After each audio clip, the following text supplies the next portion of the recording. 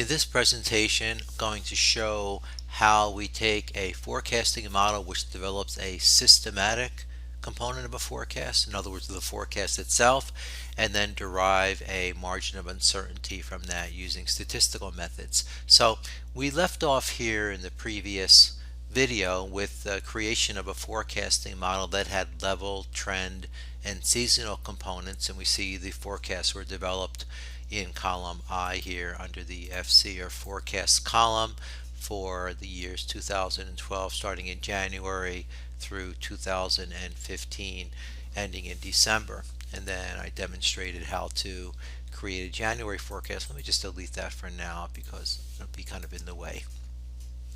So what we need to do now, and this is kind of an interesting approach and it sounds very unscientific, but the idea would be that we've developed this model because we think that the future will follow similar patterns as the past followed.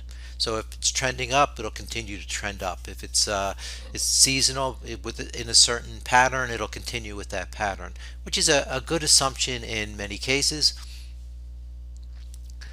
On the other hand, we also know that the forecast does not perfectly estimate demand or determine what the demand is, because we know that the demand varies from what the forecasting model says the demand would be. So we need to know what the uncertainty is going forward, and so the way we develop that is we see how well this model would have predicted demand in the past. So first thing we need to do in order to do that is create a column which is the forecast errors. So over here I'm going to put error,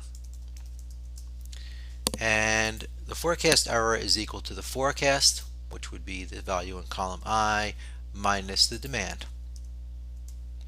So we see here that we're off by 36.5, and notice if every once in a while you're going to get a negative number, nothing wrong with that, and I can take this all the way down. So you see that we have all of these forecast errors. Now, the statistical value that's important to us is something called the mean absolute deviation. So in order to determine that number, I need to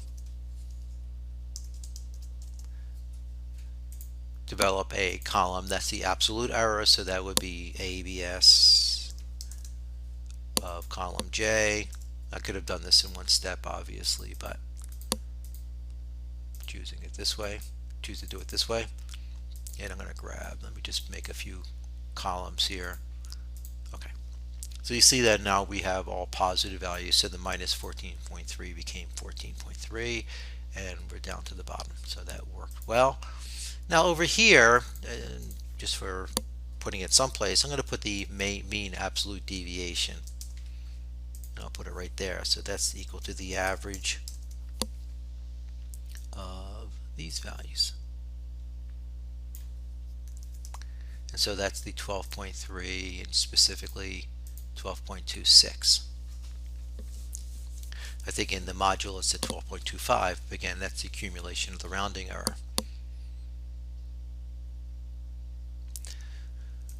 So from the MAD we can calculate the standard deviation, and that's equal to 1.25 times the MAD.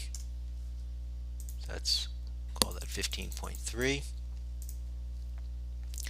And as you know from the module, the range of uncertainty will be 2 times the standard deviation.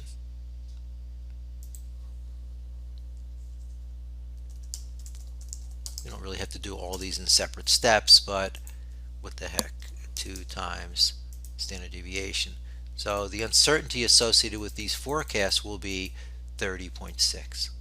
In fact, I can come over here and just highlight that. So if I'm going to come up with forecast here, lower and upper, I would take the forecast minus the uncertainty, and I'm going to put a $sign in front of that,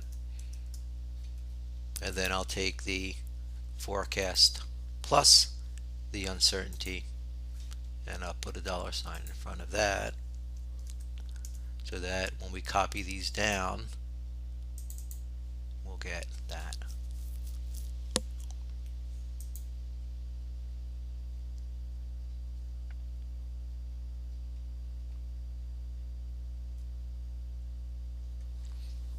Okay, so that's how we come up with the lower and the upper values, but that's really just for kind of, you might say, for practice, because what we really want to do is forecast the future.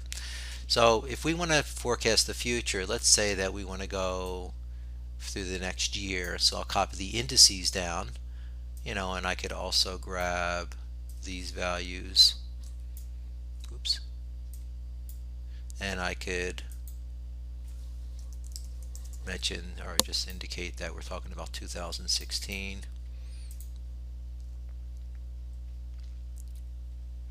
Okay, and just to refresh your memory, these were the this is the forecast, but the forecast was based on the D bar and the seasonal. So I need to copy this column down, this column down, and then the forecast. So these are my forecast, and you see from here the lower and the upper value, I can copy those down.